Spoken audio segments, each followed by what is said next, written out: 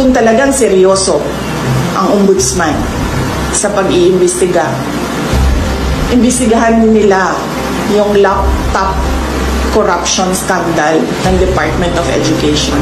Nandoon si Zaldico. At alam ko yun dahil gumawa kami ng sarili naming investigation sa loob ng Department of Education noong ako ay Department of Education Secretary.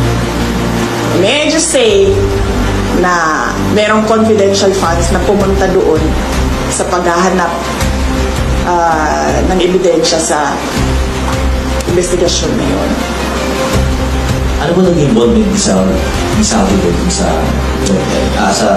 SunWest ang contractor ng laptop